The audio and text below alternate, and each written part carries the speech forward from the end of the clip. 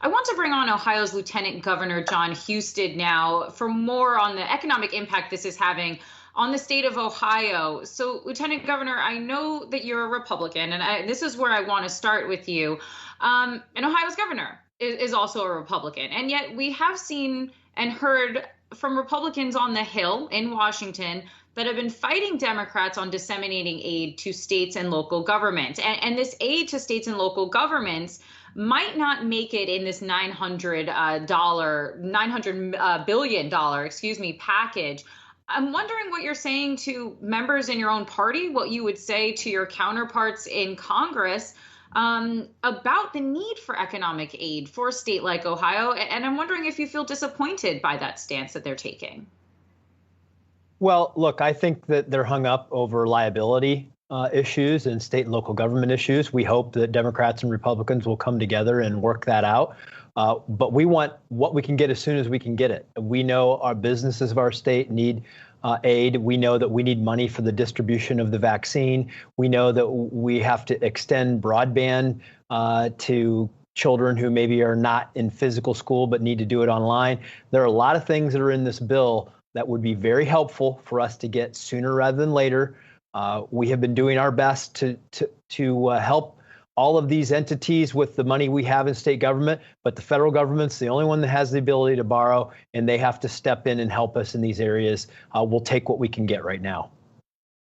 So speaking about that, the state of Ohio has really stepped up where the federal government hasn't, and has been giving out grants to restaurants, bars, and other businesses. I know this is funding that you actually did receive from the first stimulus package, but I'm wondering how much longer the state of Ohio can float aid, to businesses in need, as your own state, of course, facing economic difficulties throughout this pandemic.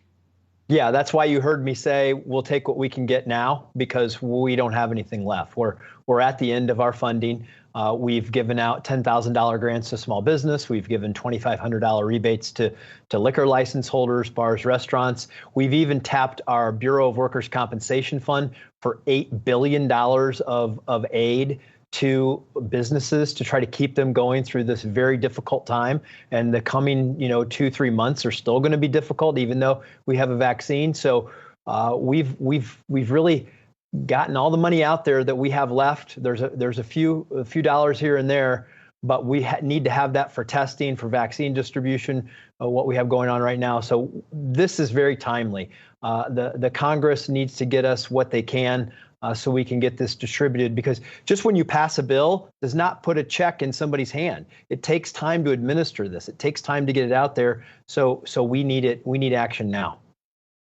To that point, obviously, it might take weeks before money actually starts flowing. And we did talk just yesterday with the U.S. Chamber of Commerce. And according to them, 2/3 of small businesses say that they can't wait for aid and that they actually might shut down, that they're going to be closing.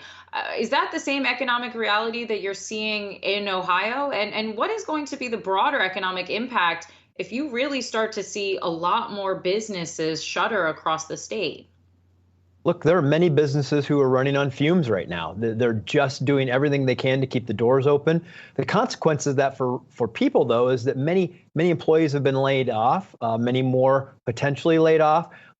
This is hurting people in their daily lives, their jobs, their businesses. And we want these small businesses to be there when we come out of this.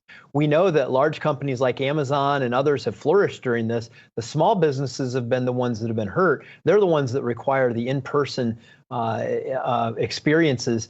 And we got to help them get through this, or they won't be there when we come out of it. So, Lieutenant Governor, you said just a moment ago that essentially you guys have nothing left, really. What are the budget shortfalls in the state of Ohio right now? And are you guys facing cuts next year? How severe might those get? Yeah, well, we made early decisions on spending. We cut across the board in our state.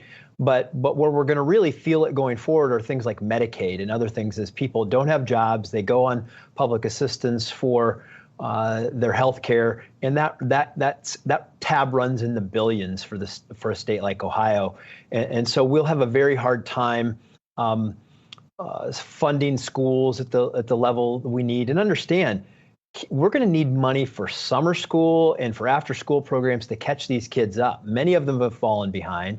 There's going to need to be sustained efforts to catch these kids up. And so resources that we can get, everything that we can get along those lines with the flexibility to spend it the way we need to are helpful. We really hope they get this package done before they break for Christmas. If there's more that they want to do next year regarding liability reform and aid for state and local governments, we would value that too. Just to clarify, it sounds like what I'm hearing is that in the state of Ohio, at least, that because of the pandemic and obviously the economic constraints that this pandemic has put on your state and the necessary cuts that have to have been made, is that Ohio's poorest and some of their most vulnerable populations are going to be some of the worst impacted. Is that what you're saying? Is that exactly how you're seeing it? This lack of aid is directly impacting some folks that are already struggling and going through hard times.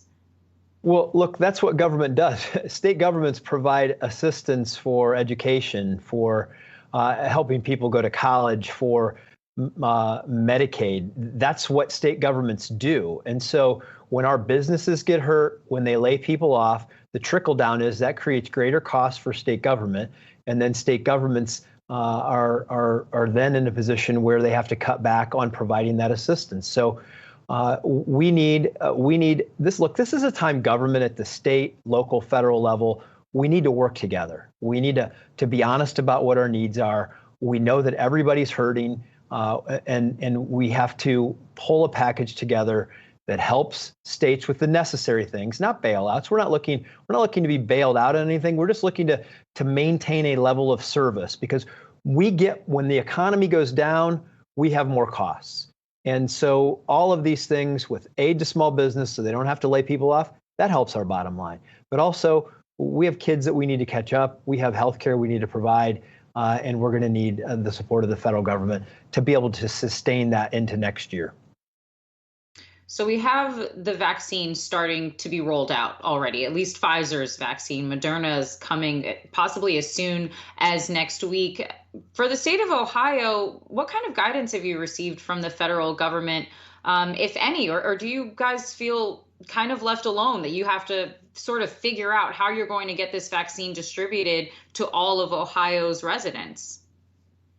We feel pretty good about it at this point. We have good guidance from the CDC on prioritization. We're following that prioritization. We're getting to the hospitals. We're getting frontline EMS personnel, nurses, people that deal directly with COVID patients. We're getting them the vaccines. We start tomorrow on distribution to staff and residents at long-term care facilities, our nursing homes. These are the priorities. That's phase one. We hope to have 500,000 doses, hopefully by the end of the year. That will substantially allow us to get everybody in those priority categories vaccinated, hopefully by early January. That's a good start. The one thing is that we could use better information about the timing of when we're going to get these things. I think once the Moderna vaccine clears FDA approval and we get an emergency use authorization, that more clarity will come. All right. Ohio's Lieutenant Governor Jon Husted, thanks so much for joining us today. Thanks.